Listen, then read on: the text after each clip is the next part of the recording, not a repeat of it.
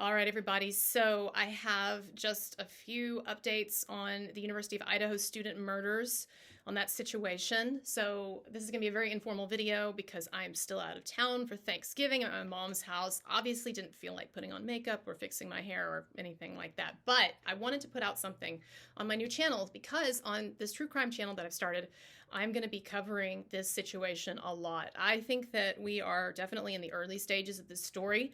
Hopefully that doesn't mean that more people are going to die or some kind of serial killer situation, although it's a possibility. But I mean early stages in that we still don't know anything. No one has been arrested. I think there's a long way to go with this story, and I think that there are going to be a number of shocking and fascinating developments along the way. So if you're not familiar with this story, I did do an introduction. I made an introduction video to this case, to this story, put it out several days ago, so look at that. That's a much more sophisticated video. It's kind of a spooky documentary style video, so check that out for a basic introduction to the situation. But I wanted to just informally go over some of the developments, some of the things I've seen in the media over the past several days. One thing that people are remarking on that's very interesting is that in the northwest of the United States, so in the Washington, Oregon, Idaho area, there have actually been a couple of other stabbings in the last few years, a couple of homicides. So in one of them, there was a couple who was stabbed to death, also in their sleep at night as they were sleeping. And then there was also a woman who was stabbed to death, similar circumstances, it seems. And both of these murders occurred on the 13th of a month. So just recently, the Idaho student murders, those occurred on November 13th of this month. And then one of these stabbings that I was just talking about occurred in 2021, and one of them in 2020, but both of those on the 13th of a month. I believe one of them was June 13th, and then another was August 13th. Now, could that be a total coincidence? Absolutely. But one of the things that we have to do, since there are so few leads in this, is look and see if there could be some kind of a pattern that a serial killer might be following. Now, do we have any solid evidence or reason to think that this is a serial killer? No. The police have indicated, the authorities have indicated on several occasions that they believe this is a targeted attack or that this person is not a threat to the larger community. Although at one point, as you know, it seemed like, a couple of days ago, they backed off of that.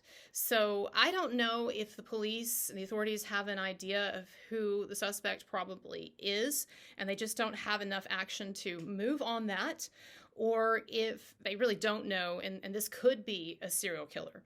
It seems like the analysis that I'm seeing online in terms of experts in this field and criminal profilers and detectives, former detectives, things like that, it seems like there is a lot of consensus that this was targeted in some way, in the sense that someone, the perpetrator or perpetrators, had probably been either familiar with this person or had been following them, observing them enough to get a sense of, their schedule and who they lived with and things like that, right? So targeted in the sense that it doesn't necessarily have to be an ex-boyfriend or someone that they were friends with or exes with or whatever. It could be even a stranger, but someone who had been for some time stalking one or more of these people.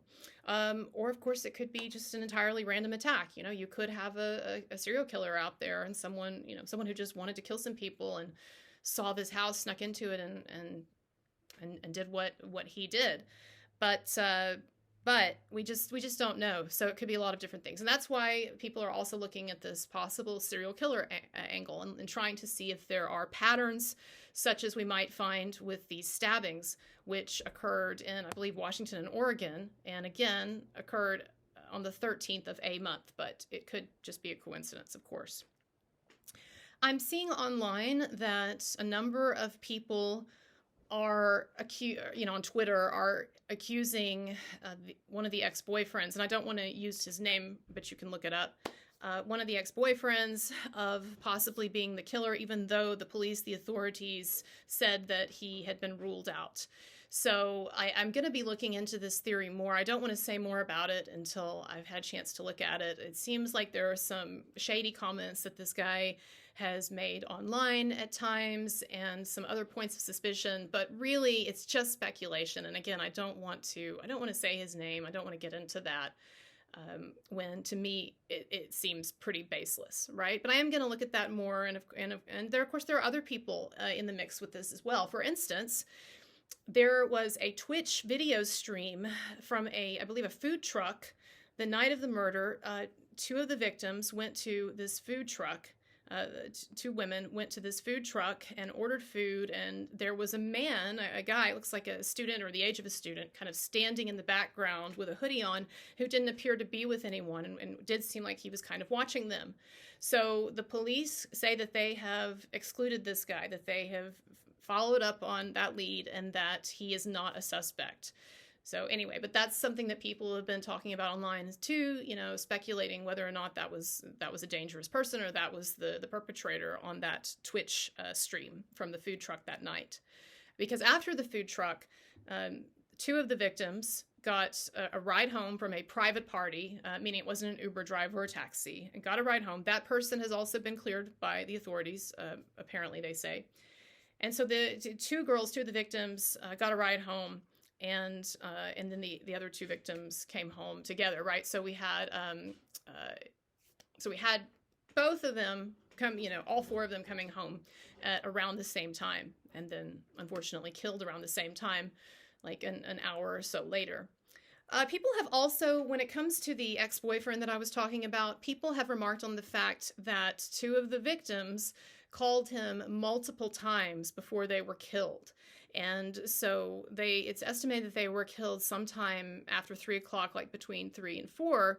And, not long before that, after they got home, both of them called this ex-boyfriend. So the ex-boyfriend of one of the women, she called him first several times, and then when he didn't pick up, police say he was sleeping, but when he didn't pick up, then the other one called him. So, they're both trying to get in touch with this guy because obviously one of the women wanted to talk to him, his ex-girlfriend. And in fact, the mother of the ex-girlfriend who was killed, her family has said that they do not suspect her ex, that in fact he's a very nice guy, and in fact he was getting back together, they felt, with their daughter, that the two of them were reconciling, and he would have no need to kill her, or to come into the house and kill her friends and roommates. So, but people have remarked on that it seems kind of strange that not long before their death, you had these two women who were, it seems, frantically multiple times calling the ex-boyfriend. However, the sister of one of the women, the ex-girlfriend, the sister of this woman, said that it was very common for her to make phone calls multiple times if someone didn't pick up. And so if that is just her MO, then it seems less strange, right? She gets home, from a night of drinking. She really wants to talk to her ex. Maybe they're having issues, or maybe they're reconciling. She can't get in touch with him. She keeps calling. And then she gives, and then she says to her friend, well, I can't get in touch with him. You call him. Or she's like, I'll try him. That could be. Or, as some people are speculating, it could be that there was something that had them really freaked out, or there was something bad that was going on, or it was a volatile time perhaps with them, or whatever, but that there were more problematic or darker reasons for these frantic attempted calls. So anyway, that is also an interesting thing. People are also talking about the two roommates. Oh, here's my cat. Yes. Shh. One moment. You're gonna photobomb. You're gonna ruin it. You're gonna ruin it. Yeah, you can take it. There we go. Oh, did you ruin it? People have also been talking about the two roommates who survived this and did not wake up. I've not seen a lot of suspicion cast on them, so that's good, because I think that they're innocent. But there are some people online saying, how's it they didn't wake up? Now, I've also seen people explaining the floor plan of this house and indicating that there was a kind of a barrier or delineation of sorts between this basement, or this bottom floor that the two surviving roommates were sleeping in, versus the people upstairs who were killed. And so that is something that I want to research more when my holiday is over, and because I know that there's more discussion out there about the floor plan in the house. So maybe something that someone can answer in the comments is, and I should know this, but I just didn't look it up. Was the bottom floor, was it like completely separate or fairly separate from the second and third floors, where it's conceivable then, if we're talking about almost like a separate apartment space, that they would not hear screaming? Also, of course, we have to remember that the coroner said that the victims probably didn't even scream because they were awakened. This is really, disturbing, right? But they were awakened from a dead sleep. They were probably, even if they were kind of fighting back, some of them with the defensive wounds, they were probably like in shock. And I mean, you can just imagine, that your reaction if you're being stabbed is that you may not even be able to catch your breath, or you're just trying to get your bearings or fight back. And so screaming, actually, that might not be something that occurs as much as we think it would. I also think that another lead or another aspect of this that's coming to light that's interesting is the fact that one of the victims, her mother, was recently arrested and booked for drug-related charges, and her bail was set at $50,000. Was it the bail or the bond? I always get those confused. But I think I remember reading the bail was set at $50,000. And so there's some speculation that perhaps the mother of one of these kids one of these students was involved in drug dealing, drug trafficking or whatever. And that maybe this could even be some kind of a cartel hit, or we could, or if not a cartel, violent drug dealers, violent drug lords or whatever, sending a hit to this woman's daughter's house.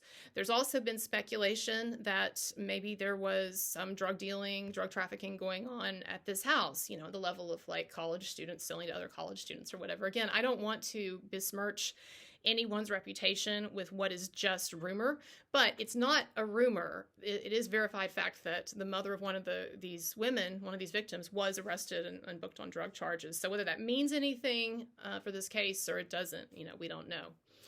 So yeah, at this point, still, we're at the point of a lot of speculation, and I'm going to stay with this case. I'm going to be putting out some documentaries like I put out the last time, because those are, really interesting for me to do. And I think in some ways they're more effective at getting some of the facts out and some of the ideas. But I also want to do these regular updates, and I will be doing them for as long as this case continues. So subscribe to my channel, like this video, ring the bell for notifications, and to check out my last couple of videos on my true crime channel if you haven't already. All right, bye everybody.